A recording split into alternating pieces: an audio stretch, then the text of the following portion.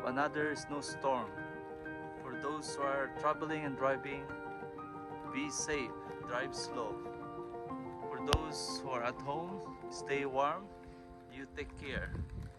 For those who are helping the elderly shovel their driveway, thank you so much. May God bless you. Shout out to Dave and Lisa from the East Coast. Thank you for joining us in our services this week and for following us in our YouTube channel. Shout out to Bill Aker. Happy birthday, Bill. How young? May God bless you.